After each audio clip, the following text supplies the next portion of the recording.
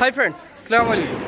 സുഹൃത്തുക്കളെ, നമ്മളിപ്പോൾ തമിഴ്നാട്ടിലാണുള്ളത്. ഏർവാടി സിയാറത്തൊക്കെ കഴിഞ്ഞിട്ട് ഇപ്പോൾ സിക്കന്ദർ മല, വലിയ കൂറ്റമലയാണ്. സിക്കന്ദർ മല കയറാൻ വേണ്ടിയിട്ട് ഇങ്ങനെ പോവാണ്. അപ്പോൾ സിക്കന്ദർ മലയുടെ താഴ്വാരത്താണ് നമ്മളുള്ളത്. മുമ്പിൽ നമ്മുടെ കൂടെയുള്ള ആൾക്കാരൊക്കെ നടക്കുന്നുണ്ട്.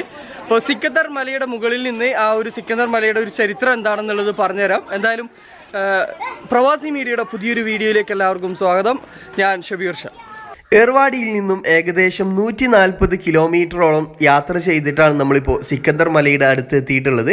വളരെ ദൂരെ നിന്ന് തന്നെ നമുക്ക് ഈ സിക്കന്ദർ മല കാണാൻ വേണ്ടി സാധിക്കും. മധുരയിൽ നിന്നും ഏകദേശം 8-10 കിലോമീറ്ററാണ് ഈ ഒരു സിക്കന്ദർ മലയിലേക്ക് ഉള്ളത്. യാത്രയിലുടനീളം നമ്മുടെ കേരളത്തിൽ നിന്ന് അന്യം നിന്ന് പോയിട്ടുള്ള മനോഹരമായ ഗ്രാമീണ കാഴ്ചകൾ തമിഴ്നാടിൻ്റെ ഏത് ഭാഗത്തു കൂടി സഞ്ചരിക്കുകയാണെങ്കിലും നമുക്ക് ആസ്വദിക്കാൻ വേണ്ടി കഴിയും. കിലോമീറ്ററുകളോളം നീണ്ടു പരന്നു കിടക്കുന്ന ഉപ്പുപാടങ്ങളും നെൽപ്പാടങ്ങളും മറ്റനേകം കൃഷികളും റോഡരികിൽ കൂടി നടന്നു നീങ്ങുന്ന കന്നുകാലികളും ആട്ടിൻപറ്റങ്ങളും ഒക്കെ ആയിട്ട് വളരെ മനോഹരമായ കാഴ്ചയാണ് തമിഴ്നാട് നമുക്ക് സമ്മാനിക്കുന്നത്.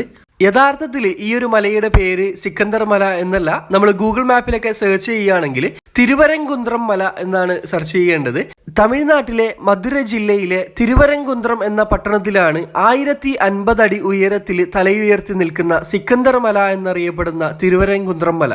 അപ്പോൾ നമ്മൾ ഇനി മുതൽ വീഡിയോയിൽ തിരുവരംകുന്ത്രം മല എന്ന് പറയുന്നില്ല, സിക്കന്ദർ മല എന്നാണ് പറയുന്നത്. അപ്പോൾ നമ്മൾ സിക്കന്ദർ മലയുടെ താഴ്വാരത്തെത്തി അവിടെ ബസ് പാർക്ക് ചെയ്ത് അവിടെ നിന്ന് ഭക്ഷണവും കഴിച്ച് അസർ നിസ്കാരവും കഴിഞ്ഞിട്ട് നമ്മൾ നേരെ സിക്കന്ദർ മലയുടെ മുകളിലേക്ക് കയറാൻ വേണ്ടി പോവാണ്.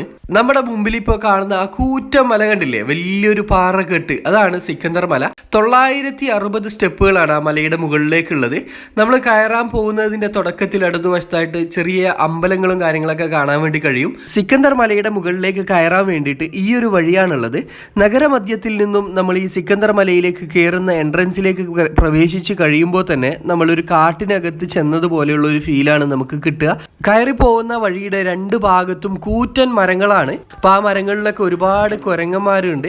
ആ കുരങ്ങന്മാരൊക്കെ വളരെയധികം നമ്മൾ ശ്രദ്ധിക്കണം. നമ്മുടെ കയ്യിൽ എന്തെങ്കിലും ഫ്രൂട്ട്സോ വെള്ളത്തിന്റെ കുപ്പിയൊക്കെ ഉണ്ടെങ്കിൽ അവർ വന്ന് തട്ടിപ്പറിച്ചു കൊണ്ടുപോകും. അപ്പോൾ അത് വളരെയധികം ശ്രദ്ധിക്കണം. കയ്യിലുള്ള ക്യാമറ എങ്ങാനും അവർ തട്ടിയെടുത്താലോ എന്ന് കരുതിയിട്ട് കുരങ്ങന്മാരുടെ വീഡിയോ അധികം അങ്ങനെ ഷൂട്ട് ചെയ്തിട്ടില്ല. മുകളിലേക്ക് നടന്ന് കയറാൻ വേണ്ടിയിട്ട് നിർമ്മിച്ചിരിക്കുന്ന ഈ സ്റ്റെപ്പുകളൊക്കെ നല്ല ഫിനിഷിങ്ങിൽ തന്നെയാണ് നിർമ്മിച്ചിട്ടുള്ളത്. പാറക്കല്ലുകൾ കൊണ്ടാണ് ആ സ്റ്റെപ്പുകളൊക്കെ നിർമ്മിച്ചിട്ടുള്ളത്. ഒരുപക്ഷെ ഈ ഒരു മലയിൽ നിന്ന് തന്നെ കൊത്തിയെടുത്ത പാറക്കല്ലുകളാവണം. മുരുകൻ ക്ഷേത്ര ഈ മല 2 മതക്കാർക്കും ബഹുമാനപ്പെട്ടതാണ്. സിക്കന്ദർ മല, സിക്കന്ദർ മല മതസൗഹാർദ്ദത്തിന്റെ ഒരു കേന്ദ്രം കൂടെ. മലമുകളിലേക്ക് നമ്മൾ കയറിക്കൊണ്ടിരിക്കുന്ന സമയത്ത് കുറച്ച് ദൂരം പിന്നിടുമ്പോൾ തന്നെ ഇടതുവശത്തേക്ക് ഇങ്ങനെ നാരോ ആയിട്ടുള്ള ചെറിയൊരു വഴി കാണാൻ വേണ്ടി കഴിയും. കുറച്ച് സ്റ്റെപ്പുകളൊക്കെ ഉണ്ട്. അതുവഴി പോയി കഴിഞ്ഞാൽ ഒരു മുരുകൻ ക്ഷേത്രമാണ് അവിടെയുള്ളത്. അപ്പോൾ ഇത് 2 മതസ്ഥർക്കും ഒരുപോലെ പ്രാധാന്യപ്പെട്ട മലയാണെന്നാണ് ഉസ്താദ് പറഞ്ഞിട്ടുള്ളത്. ചുറ്റുഭാഗത്തും കാട് മൂടി കിടക്കുന്നത് കൊണ്ട് തന്നെ നല്ലൊരു തണുപ്പ് ഫീൽ ചെയ്യുന്നുണ്ട് ഇതിനകത്ത്. നമ്മളിപ്പോൾ കുറച്ച് ദൂരം മുന്നോട്ട് ഇങ്ങനെ കയറി വന്ന സമയത്ത് ചെറിയൊരു ഇടവഴി പുറത്തോട്ട് കണ്ടു. അപ്പോൾ നമ്മളങ്ങനെ അവിടെ കയറി നോക്കുമ്പോൾ നല്ല മനോഹരമായ ഒരു കാഴ്ചയാണ് നമുക്കിവിടെ കാണാൻ വേണ്ടി കഴിയുന്നത്. ഇതൊരു ചെറിയൊരു പാറക്കെട്ടാണ്. ആ പാറക്കെട്ടിന് മുകളിൽ നിന്ന് നോക്കുമ്പോൾ മുമ്പിൽ നല്ല മനോഹരമായിട്ടുള്ള ഒരു തടാകം കാണാൻ വേണ്ടി കഴിയുന്നുണ്ട്. അതുപോലെ തന്നെ ഈ ഒരു തിരുവരംകുന്ത്രം പട്ടണത്തിന്റെ കുറച്ച് മനോഹരമായ കാഴ്ചകൾ ഇവിടെ നിന്ന് ആസ്വദിക്കാം. കുറച്ച് വീടുകളൊക്കെ താഴെ കാണുന്നുണ്ട്. നമ്മൾ നേരത്തെ പറഞ്ഞ ആ ഒരു ക്ഷേത്രത്തിലേക്കുള്ള വഴി എത്തിച്ചേരുന്നത് അവിടെയാണ്. ഒരുപക്ഷെ ആ ഒരു ഉയർന്നു നിൽക്കുന്ന 2 ചെറിയ കെട്ടിടം കണ്ടില്ലേ, അതായിരിക്കണം ക്ഷേത്രം. ആ ഒരു ചെറിയൊരു മലയൊക്കെ അവിടെയുണ്ട്. ഈ ഒരു ചെറിയൊരു പാറക്കെട്ടിന് മുകളിലാണ് നമ്മളിപ്പോൾ നിൽക്കുന്നത്. അപ്പം തൊട്ടടുത്ത് തന്നെ മുകളിലേക്ക് നടന്ന് കയറാൻ വേണ്ടിയിട്ട് നല്ല വഴിയുണ്ട്. പക്ഷെ നമ്മളൊന്ന് ഇതുവഴി കയറി നോക്കുകയാണ്. നല്ല ചെരിഞ്ഞിട്ടുള്ളൊരു വലിയ പാറപ്രദേശമാണ്. കാല് തെറ്റി വീണ് കഴിഞ്ഞാൽ കുറച്ച് അബദ്ധമാണ്. കുത്തനെയുള്ള കയറ്റാട്ടോ. അപ്പം നമ്മൾ കുറച്ച് ദൂരം മുകളിലേക്ക് കയറി വന്ന് കഴിയുമ്പോൾ നിരപ്പായിട്ടുള്ള ഒരു സ്ഥലം കാണും. ഒരുപാട് പേര് അവിടെ ഇരുന്ന് ഇങ്ങനെ വിശ്രമിക്കുന്നതൊക്കെ കാണാം. ഇവിടെ ചെറിയൊരു കെട്ടിടമൊക്കെ ഉണ്ട്. ഒരു പഴയ കാലത്തെ ഒരു കെട്ടിടമാണ്. പിന്നെ കരിങ്കല്ലിൽ തീർത്തിട്ടുള്ള കെട്ടിടം. അതുപോലെ തന്നെ ആ ഒരു ഭാഗത്തൊക്കെ കുറച്ച് മക്കബറുകളൊക്കെ നമ്മൾ അവിടെ ഇങ്ങനെ കാണുന്നുണ്ട്. ഈ ഒരു കെട്ടിടം തന്നെയാണ് ഇവിടുത്തെ ഒരു മെയിൻ അട്രാക്ഷൻ എന്ന് പറയുന്നത്. ആ ഒരു കരിങ്കല്ലിലാണ് അതിൻ്റെ തൂണുകളും ബീമുകളൊക്കെ തീർത്തിട്ടുള്ളത്. ഇവിടെ നിന്നും കുറച്ചുകൂടി നമ്മൾ മുകളിലേക്ക് പോകണം. ഇവിടെ വെയിറ്റ് ദർഗ എന്ന് പറഞ്ഞിട്ടുള്ള ഒരു ബോർഡും കാര്യങ്ങളൊക്കെ വെച്ചിട്ടുണ്ട്. ഇവിടെയൊക്കെ തമിഴിൽ എന്തൊക്കെയോ എഴുതി വെച്ചിട്ടുണ്ട്. പിന്നെ ഇതേ കാൽപാദം പല സ്ഥലങ്ങളിലും കൊത്തി വെച്ചിട്ടുണ്ട്. എന്താണ് അതുകൊണ്ട് അർത്ഥമാക്കുന്നതെന്ന് അറിയില്ല. കണ്ടില്ല, നമ്മൾ കയറി വന്ന വഴിക്കും കണ്ടിട്ടുണ്ടായിരുന്നു ഒരുപാട്. അപ്പോൾ നമ്മളിനി മുകളിലേക്ക് കയറി പോവുകയാണ്. ഇനി ഉള്ള വഴികൾ നമ്മുടെ താഴെ കണ്ടതുപോലെയുള്ള നല്ല എന്താ പറയുക സ്മൂത്തായിട്ടുള്ള വഴികളല്ല, കുറച്ച് റഫ് ആൻഡ് ടഫായിട്ടുള്ള വഴിയാണ്. നമ്മൾ കയറി വരുമ്പോൾ താഴ്ഭാഗത്ത് കണ്ടതുപോലെയുള്ള സ്റ്റെപ്പുകളല്ല ഈ ഭാഗത്തേക്കുള്ളത്. വലിയ കൂറ്റൻ പാറകളിൽ സ്റ്റെപ്പുകൾ ഇങ്ങനെ കുത്തി ഉണ്ടാക്കിയിട്ടാണ് ഉള്ളത്. പേടിക്കാനൊന്നുമില്ല, സൈഡിൽ കൈവരിയൊക്കെ ഉണ്ട്, കൈവരിയൊക്കെ പിടിച്ച് പതിയെ കയറി വരാം. നമ്മളിപ്പോൾ ഏകദേശം മുകളിലേക്ക് എത്തിയിട്ടുണ്ട്. ഇനി ചെറിയൊരു ഭാഗം കൂടെ ഉള്ളത്, അവിടെ ഒരു പള്ളിയോ മക്കാമോ അങ്ങനത്തെ എന്തോ ഒരു സംഭവം കാണുന്നുണ്ട്. അപ്പോൾ ബാക്കിയുള്ള എല്ലാവരും മുകളിലെത്തിയിട്ട് നമ്മൾ വെയിറ്റ് ചെയ്യാണ്. ഞാനിങ്ങനെ വീഡിയോ എടുത്ത് വരുന്നതുകൊണ്ട് വളരെ പതിയാണ് പോകുന്നത്.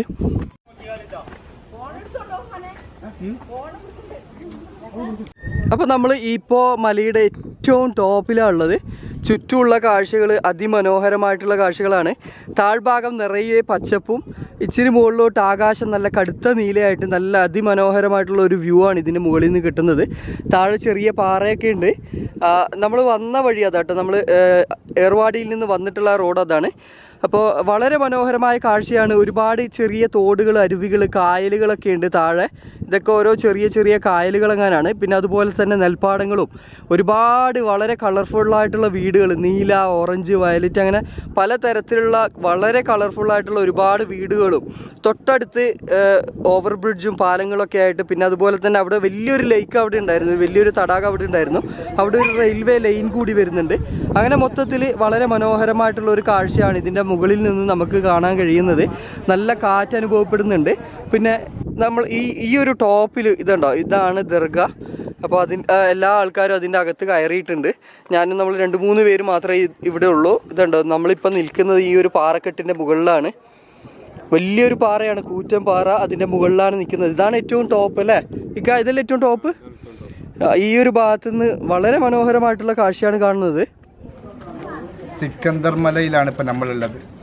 ഇവിടെ അന്തി ഉറങ്ങുന്നത് സിക്കന്ദർ ബാദ്ഷാ റളിയല്ലാഹു അൻഹു ആണ്. ഇബ്രാഹിം ബാദ്ഷാ റളിയല്ലാഹു അൻഹുവിൻ്റെ ഖലീഫയായി മധുരയിൽ 12 വർഷത്തോളം ഭരിച്ച ഭരണാധികാരിയാണ് സിക്കന്ദർ ബാദ്ഷാ റളിയല്ലാഹു അൻഹു. പാണ്ഡ്യ രാജാക്കന്മാരുമായിട്ടുള്ള യുദ്ധത്തിലാണ് സിക്കന്ദർ ബാദ്ഷാ റളിയല്ലാഹു അൻഹു വഫാത്താകുന്നത്. സിക്കന്ദർ ബാദ്ഷാ റളിയല്ലാഹു അൻഹു വരുന്നതിന് മുൻപ് തന്നെ ഇത് കയോഗികളുടെ വാസസ്ഥലമായിരുന്നു. പല മഹാന്മാരും ഇവിടെ വന്ന് ഇബാദത്തെടുത്തിട്ടുണ്ട്. മോനക്കുരു മസ്താൻ, അതുപോലെ ഗുണിക്കുടി മസ്താൻ പോലെയുള്ള മസ്താന്മാർ ഇബാദത്തെടുക്കാൻ വേണ്ടി പ്രത്യേകം തെരഞ്ഞെടുത്തൊരു സ്ഥലം കൂടെയാണ് ഇവിടെ. നിരവധി മഹാന്മാർ ഇബാദത്തെടുക്കാൻ വേണ്ടി തെരഞ്ഞെടുത്ത ഒരു സ്ഥലം കൂടെയാണ് ഇവിടെ. സിക്കന്ദർ ബാദ്ഷാ റളിയല്ലാഹു അൻഹു ഇവിടെ 12 വർഷത്തോളം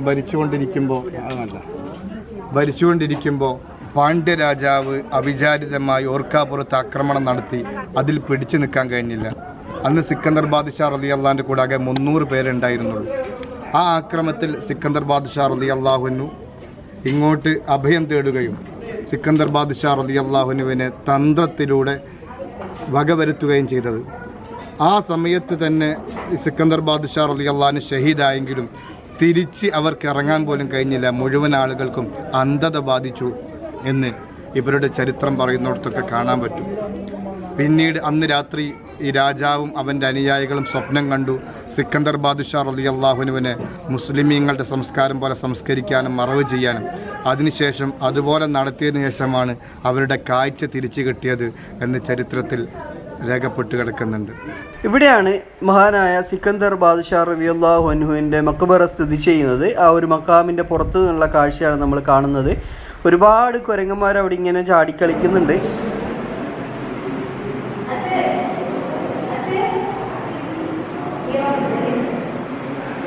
സിക്കന്ദർ ബാദ്ഷാ റളിയല്ലാഹു അൻഹുവിൻ്റെ മക്ബറ സ്ഥിതി ചെയ്യുന്ന ആ ഒരു ഗുഹയിലേക്കാണ് നമ്മളിപ്പോൾ കയറുന്നത്. നിങ്ങൾക്കിപ്പോൾ കാണാം, ഇവിടെ മുൻഭാഗത്തായിട്ട് വലിയ 2 പാറക്കെട്ടുകൾക്കിടയിലാണ് ആ ഒരു മക്ബറ സ്ഥിതി ചെയ്യുന്നത്.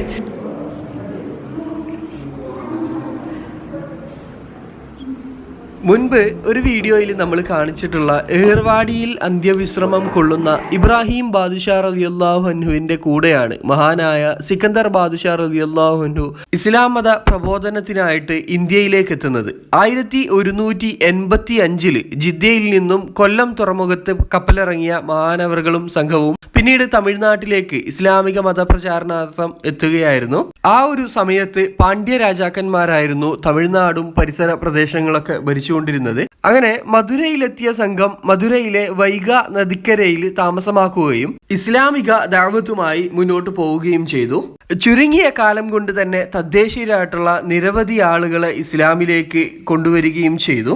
തൊട്ടുകൂടായ്മയിൽ നിന്നും തീണ്ടിക്കൂടായ്മയിൽ നിന്നും സവർണവർഗത്തിന്റെ നിരന്തര പീഡനങ്ങളിൽ നിന്നും രക്ഷ തേടിക്കൊണ്ട് നിരവധി ആളുകൾ ഇസ്ലാമിലേക്ക് പ്രവഹിച്ചുകൊണ്ടിരുന്നു. കാലാകാലങ്ങളായി അടിമകളായി കഴിഞ്ഞിരുന്ന ഒരു ജനത ഉയർത്തെഴുന്നേൽക്കുകയും അനീതികൾക്കെതിരെ അവർ ശബ്ദിക്കുകയും വിരൽ ചൂണ്ടുകയും ചെയ്യുന്നത് അന്നത്തെ പാണ്ഡ്യ രാജാവായിരുന്ന തിരുപാണ്ഡ്യ രാജാവിനെ പ്രകോപിപ്പിച്ചു. ഇസ്ലാമിക ദഅവത്തുമായി കഴിഞ്ഞിരുന്ന ഇബ്രാഹിം ബാദ്ഷാ റളിയല്ലാഹു അൻഹുവിനെ ആക്രമിക്കാൻ വേണ്ടി തിരുപാണ്ഡ്യ രാജാവും സംഘവും അനുയായികളൊക്കെ എത്തുകയും ചെയ്തു. പക്ഷേ അവരുടെ കണക്കുകൂട്ടലുകളൊക്കെ തെറ്റിച്ചുകൊണ്ട് ധാരാളം നാട്ടുരാജാക്കന്മാരുടെ പിന്തുണയോടുകൂടി ഇബ്രാഹിം ബാദ്ഷാ തങ്ങൾ തിരുപാണ്ഡ്യ രാജാവിനെ പരാജയപ്പെടുത്തുകയും ചെയ്തു. അങ്ങനെ മധുര പട്ടണത്തിന്റെ ഭരണം ഇബ്രാഹിം ബാദ്ഷാ തങ്ങളുടെ കൈകളിലായി. തുടർന്ന് ഇബ്രാഹിം ബാദ്ഷാ റളിയല്ലാഹു അൻഹു മധുര പട്ടണത്തിന്റെ ഭരണം സിക്കന്ദർ ബാദ്ഷാ റളിയല്ലാഹു അൻഹുവിനെ ഏൽപ്പിച്ച് രാമനാഥപുരത്തേക്ക് പോവുകയും പൗത്രമാണിക്യ പട്ടണത്തിൽ ഭരണം നടത്തുകയും ചെയ്തു. തുടർന്ന് അടുത്ത 12 വർഷക്കാലം എല്ലാവർക്കും സ്വീകാര്യമായ രീതിയിൽ തന്നെ മഹാനായ സിക്കന്ദർ ബാദ്ഷാ റളിയല്ലാഹു അൻഹു മധുര ഭരിച്ചു. ആ ഒരു കാലയളവിൽ സമാധാനവും ഐശ്വര്യവും തുല്യനീതിയും ഉറപ്പാക്കിയിട്ടുള്ള ഒരു ഭരണം മഹാനവർകൾ ഇവിടെ കാഴ്ചവെച്ചു. ജാതി മത ഭേദമന്യേ എല്ലാവർക്കും സ്വീകാര്യനായിട്ടുള്ള ഒരു ഭരണാധികാരിയായിരുന്നു മഹാനായ സിക്കന്ദർ ബാദ്ഷാ റളിയല്ലാഹു അൻഹു. അദ്ദേഹത്തിന്റെ ഭരണ കാലയളവിൽ പൊതുജനങ്ങളുടെ ക്ഷേമത്തിനും ഇസ്ലാമിക ദഅവത്തിനും അപ്പുറം സൈന്യത്തെ ശക്തിപ്പെടുത്തുന്നതിലും യുദ്ധ മുതലുകളെ സമാഹരിക്കുന്നതിലും കൂടുതൽ ശ്രദ്ധ കേന്ദ്രീകരിച്ചിരുന്നില്ല. ഈ ഒരു വിവരം മനസ്സിലാക്കിയ വീരപാണ്ഡ്യൻ വീണ്ടും മധുരയെ ആക്രമിക്കാൻ വേണ്ടി മധുരയിലേക്ക് പുറപ്പെടാൻ വേണ്ടി തീരുമാനിച്ചു. അങ്ങനെ വീരപാണ്ഡ്യൻ കൂടുതൽ സൈന്യവുമായി മധുരയെ ആക്രമിക്കാൻ വേണ്ടി പുറപ്പെട്ടു. ഈ ഒരു വിവരം മഹാനായ സിക്കന്ദർ ബാദ്ഷാ റളിയല്ലാഹു അൻഹു അറിയാൻ കുറച്ച് വൈകിയിരുന്നു. വീരപാണ്ഡ്യൻ കൂടുതൽ സൈന്യവുമായി മധുരയെ ആക്രമിക്കാൻ വരുന്നുണ്ട് എന്നുള്ള ഒരു വിവരം രാമനാഥപുരത്ത് ഭരണം നടത്തി വരികയായിരുന്ന സുൽത്താൻ സയ്യിദ് ഇബ്രാഹിം ബാദ്ഷാ റളിയല്ലാഹു അൻഹുവിനെ അറിയിക്കുവാൻ വേണ്ടി സിക്കന്ദർ ബാദ്ഷാ റളിയല്ലാഹു അൻഹു 7 പേരടങ്ങുന്ന ഒരു സംഘത്തെ രാമനാഥപുരത്തേക്ക് അയച്ചു. ഈ ഒരു വിവരം ചാരന്മാർ വഴി മണത്തറിഞ്ഞ വീരപാണ്ഡ്യൻ ഈ 7 പേരെയും വധിച്ചു കളയാൻ വേണ്ടിയിട്ട് 50 പേരടങ്ങുന്ന ഒരു സംഘത്തെ വിവിധ ഭാഗങ്ങളിലേക്കായിട്ട് അയച്ചു. രാമനാഥപുരം ലക്ഷ്യമാക്കി നീങ്ങിയ 7 അംഗ സംഘത്തെ മധുരയിൽ നിന്നും കുറച്ചകലെയായിട്ടുള്ള പള്ളിച്ചാൽ എന്ന സ്ഥലത്ത് വെച്ച് വീരപാണ്ഡ്യന്റെ പടയാളികൾ തടയുകയും അവിടെ വെച്ച് ഒരാൾ ഷഹീദാവുകയും ചെയ്തു. ബാക്കിയുള്ള 6 പേർ വീണ്ടും യാത്ര തുടർന്നു. വീണ്ടും കുറച്ച് മുന്നോട്ട് പോയപ്പോൾ കാർച്ചേരി എന്ന സ്ഥലത്ത് വെച്ച് മറ്റൊരു ദൂതനും കൂടി ഷഹീദായി. ബാക്കിയുള്ള 5 പേരും അതിവേഗത്തിൽ രാമനാഥപുരം ലക്ഷ്യമാക്കി കുതിച്ചു. പോകുന്ന വഴിയിൽ ഒരു പുഴ മുറിച്ച് കടക്കേണ്ടതുണ്ടായിരുന്നു. പക്ഷേ നിർഭാഗ്യവശാൽ അന്ന് ആ പുഴയിൽ വെള്ളം അധികമായതുകൊണ്ട് തന്നെ ദൂതുമായി പോയ ഈ 5 അംഗ സംഘം അവിടെയുള്ള ഒരു മരത്തണലിൽ വിശ്രമിക്കുകയും ഇബാദത്തിലായി മുഴുകുകയും ചെയ്തു. ഇവരെ പിന്തുടർന്നിരുന്ന വീരപാണ്ഡ്യന്റെ അനുയായികൾ ഈ 5 പേരെയും അവിടെ വെച്ച് വധിക്കുകയും ചെയ്തു. അങ്ങനെ രാമനാഥപുരത്തേക്ക് ദൂതുമായി പുറപ്പെട്ട 7 പേരെയും വീരപാണ്ഡ്യന്റെ അനുയായികൾ വധിച്ചത് കൊണ്ട് തന്നെ സുൽത്താൻ സയ്യിദ് ഇബ്രാഹിം ബാദ്ഷാ റളിയല്ലാഹു അൻഹുവിന്റെ സഹായം സിക്കന്ദർ ബാദ്ഷാ റളിയല്ലാഹു അൻഹുവിന് ലഭിക്കാതിരിക്കുകയും തന്മൂലം വീരപാണ്ഡ്യനുമായുള്ള ആക്രമണത്തിൽ ഏറ്റുമുട്ടലിൽ പരാജയപ്പെടുകയും ചെയ്തു. അങ്ങനെ പാണ്ഡ്യ രാജാവായിരുന്ന വീരപാണ്ഡ്യൻ വീണ്ടും മധുരയുടെ ഭരണാധികാരിയായി. അങ്ങനെ സിക്കന്ദർ ബാദ്ഷാ റളിയല്ലാഹു അൻഹുവും കുറഞ്ഞ സംഘവും മധുരയിൽ നിന്നും ഏകദേശം 8 കിലോമീറ്ററിലധികം ദൂരെയായി സ്ഥിതി ചെയ്യുന്ന ഈ ഒരു തിരുപ്പൻ കുന്ത്രം മലയിലേക്ക് നമ്മളിപ്പോൾ കയറിക്കൊണ്ടിരിക്കുന്ന സിക്കന്ദർ മലയിൽ അഭയം തേടുകയും ചെയ്തു. മധുരയുടെ ഭരണം വീണ്ടും സിക്കന്ദർ ബാദ്ഷാ റളിയല്ലാഹു അൻഹു തിരിച്ചു പിടിക്കുമോ എന്നുള്ള ഭയം വീരപാണ്ഡ്യനുണ്ടായിരുന്നു.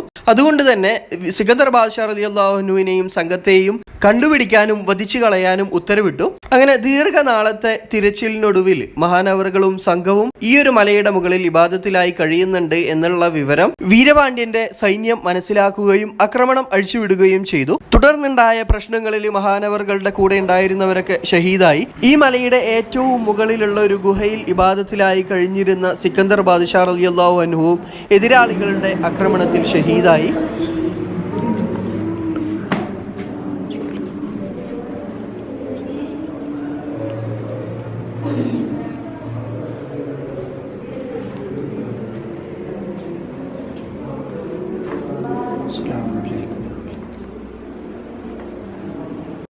അപ്പോൾ മനോഹരമായ കാഴ്ചകളൊക്കെ കണ്ട് ഇവിടെ സിയാറത്തൊക്കെ കഴിഞ്ഞിട്ട് നമ്മൾ തിരിച്ചിറങ്ങുകയാണ്. തിരിച്ചിറങ്ങുമ്പോഴാട്ടോ ശരിക്കും കാല് വേദനിക്കൽ. കയറുന്നതിനേക്കാൾ വേദന കൂടുതൽ ഉണ്ടാകുക തിരിച്ചിറങ്ങുമ്പോഴാണ്. ഇവിടെയൊക്കെ കുറച്ച് അത്യാവശ്യം കുത്തനെയുള്ളൊരു ഇറക്കമാണ്. പിന്നെ കുറച്ച് അങ്ങോട്ട് പോയി കഴിഞ്ഞാൽ നല്ല സുഖമായിട്ടുള്ള വഴികളൊക്കെയാണ് ഉള്ളത്. പിന്നെ വളരെയധികം ശ്രദ്ധിക്കേണ്ടത് കുരങ്ങന്മാരെ തന്നെയാണ്. നമ്മുടെ കയ്യിലുള്ള ഫോണായാലും ക്യാമറ ആയാലും വെള്ളത്തിൻ്റെ കുപ്പിയായാലും ഇനി ആപ്പിളോ അങ്ങനെയുള്ള സംഭവങ്ങളൊക്കെ കൊണ്ടുവന്നിട്ടുണ്ടെങ്കിൽ അവർ വിടില്ല. അതൊക്കെ തട്ടിപ്പറിക്കാൻ വേണ്ടിയിട്ട് കുരങ്ങന്മാർ ശ്രമിക്കും. ഇത്ര ഉയരത്തിലൊക്കെയാണ് മക്കാമ് സ്ഥിതി ചെയ്യുന്നെങ്കിലും അവിടത്തേക്ക് ഇലക്ട്രിസിറ്റിയും കാര്യങ്ങളൊക്കെ എത്തിച്ചിട്ടുണ്ട് ഇവിടെയുള്ള തമിഴ്നാട് ഗവൺമെൻറ്. അതിന് അങ്ങനെയുള്ള ഇലക്ട്രിക് പോസ്റ്റുകളാണ് നമ്മളിപ്പോൾ ഈ കാണുന്നത്. അങ്ങനെ നമ്മൾ സിക്കന്ദർ ബാദ്ഷാ റളിയല്ലാഹു അൻഹുവിൻ്റെ മക്ബറ സിയാറത്തൊക്കെ കഴിഞ്ഞിട്ട് താഴെ ഇറങ്ങിയിട്ടുണ്ട്. ഇപ്പോൾ ഇത് ഏകദേശം താഴെ എത്തിക്കഴിഞ്ഞു. മലയുടെ അടിവാരത്തിലാണ്, താഴ്വാരത്തിലാണ് നമ്മളിപ്പോൾ ഉള്ളത്. ഇപ്പോഴും കുറച്ച് ആളുകളൊക്കെ കയറുകയും ഇറങ്ങുകയൊക്കെ ചെയ്യുന്നുണ്ട്. രാത്രിയിലും അവിടേക്ക് ആളുകൾക്ക് പ്രവേശനമുണ്ട്. നല്ല കൂറ്റമല, ഈ ഒരു മലയാട്ടം നമ്മളിപ്പോൾ ഇത്രയേരം കയറി ഇറങ്ങിയത്. അപ്പോൾ ഒരു ചിന്ന പഴക്കടയാണിത്. ചെങ്കതളി പഴമുണ്ട്. ഒരെണ്ണത്തിന് 8 രൂപയാണ്. പിന്നെ അങ്ങനെ പല തരത്തിലുള്ള പഴമുണ്ട്. റോബസ്റ്റിന് 5 രൂപ, അങ്ങനെ പല തരത്തിലുള്ള പഴങ്ങളും കാര്യങ്ങളൊക്കെ ഉണ്ട്. അപ്പോൾ നമ്മൾ ചെങ്കതളി വാങ്ങി വെറുതെ ടേസ്റ്റ് ചെയ്യാൻ കേട്ടോ. 3 എണ്ണം ഞങ്ങൾ 3 പേര് കൂടിയിട്ട് വാങ്ങി. ഇതാണ് ചെങ്കതളി പഴം കേട്ടോ. ചെങ്കതളി ടേസ്റ്റ് ചെയ്ത് നോക്കട്ടെ.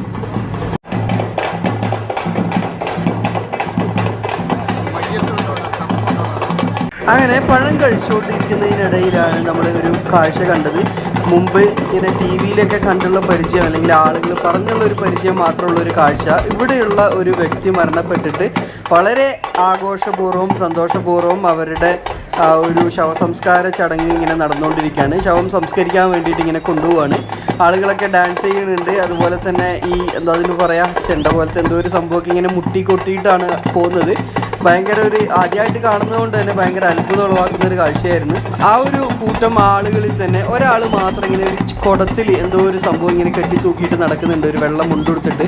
ആ ഒരാൾക്ക് മാത്രമേ സങ്കടമുള്ളൂ. അവരിങ്ങനെ കരഞ്ഞുകൊണ്ട് നടക്കുകയാണ്. എനിക്ക് തോന്നുന്നു ചിലപ്പോൾ അവരുടെ അത് മരിച്ചതൊരു സ്ത്രീയാണ്. അവിടെ ഒരു ഫോട്ടോ പിടിച്ചിട്ടുണ്ടായിരുന്നു. അവരുടെ ഭർത്താവോ മകനോ അങ്ങനെ ആരെങ്കിലും ആയിരിക്കണോ അത്.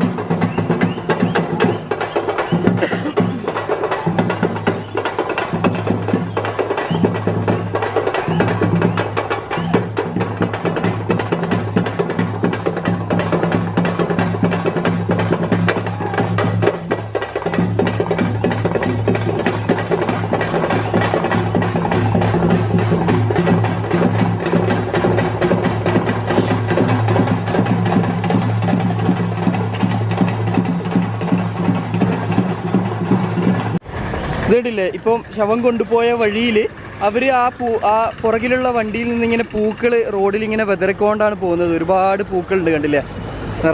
റോഡ് നിറയെ പൂക്കളാണ്. അത് ആ വണ്ടിയിൽ നിന്നിങ്ങനെ വെതറി പോയതാണ്. ഇപ്പം നമ്മളിപ്പോൾ നേരത്തെ കണ്ട വീഡിയോയിൽ നിങ്ങൾ സിക്കന്ദർ മല, അതാണ് കേട്ടോ, സിക്കന്ദർ മല കയറി വരുന്ന വഴിയിലാണ് ഈ വീഡിയോ എടുക്കുന്നത്. പിന്നെ അതുപോലെ തന്നെ ഇപ്പോൾ സമയം ഇരുട്ടായിട്ട് വരികയാണ്. ഇവിടെ ഒരുപാട് സ്ട്രീറ്റ് ഫുഡും കാര്യങ്ങളൊക്കെ ഉണ്ട്. നമ്മുടെ ഡൽഹിയിൽ കണ്ടതുപോലെയുള്ള പാനിപൂരി. ഇതൊക്കെ റിക്ഷകൾ കണ്ടില്ലേ, സ്കൂട്ടിയുടെ ഇത് മോട്ടോർ കൊടുത്തിട്ടുള്ളത് കേട്ടോ, അപ്പോൾ ഈ ഒരു വീഡിയോ ഇവിടെ അവസാനിപ്പിക്കുകയാണ്. സിക്കന്ദർ മലയെക്കുറിച്ചുള്ള ചെറിയ രീതിയിലുള്ള ഒരു വിവരണവും വ്യത്യസ്തമായിട്ടുള്ള കുറച്ച് കാഴ്ചകളൊക്കെ ഈ ഒരു വീഡിയോയിൽ ഉൾപ്പെടുത്തിയിട്ടുണ്ട്. എന്തായാലും നമുക്ക് മറ്റൊരു വീഡിയോ ആയിട്ട് കാണാം. അതുവരെ അസ്സലാമു അലൈക്കും. Thank you for watching. Thank you very much. It's me Shabeer Shah signing off from പ്രവാസി മീഡിയ.